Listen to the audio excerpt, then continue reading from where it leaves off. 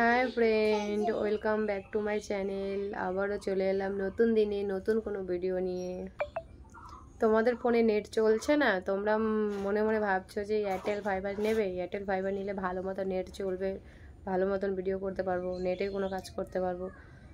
তো যারা যারা এই চিন্তা নিয়ে আছো যে এয়ারটেল ফাইবার নেবে, তারা সবার আগে আমার এই ভিডিওটা দেখো, তারপরে এয়ারটেল ফাইবারটা লাগাও, ঠিক আছে বাড়িতে। আর যারা যারা আমার চ্যানেলে নতুন আর তারা আর বেশি দেরি না করে প্লিজ লাইক কমেন্ট শেয়ার করে দিও, আর সাবস্ক্রাইব করে পাশে থেকো আরও, যাতে আরও বেশি ভালো আরও আগ্রহ হয় ভিডিও বানানোর আমার।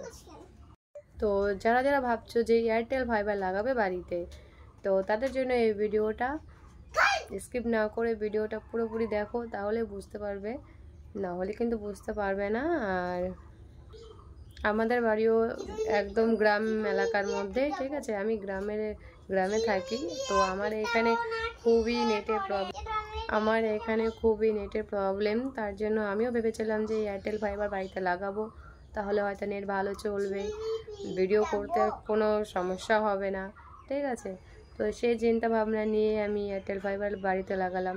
তো প্রথমত একদিন দুদিন খুবই ভালো চললো, তো ভাবলাম যাই হোক, ভালোই যখন চলছে তো ভালোই হলো, তাই না।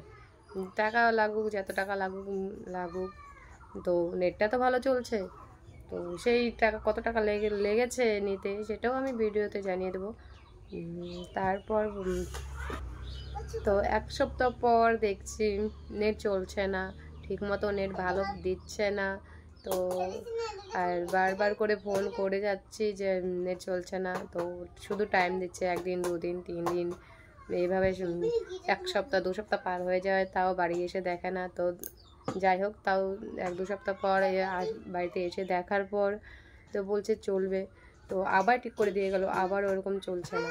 তো এবার আমি রিটার্ন করে দেবো, যে রাখবো না, বেকার শুধু টাকা নষ্ট করে রেখে কী করবো, যদি আমার কাজেই না হয়, যদি আমি ভালো মতন ভিডিও না করতে পারি নেট দিয়ে, তো শুধু আমি রেখে কী লাভ আমার, তাই না।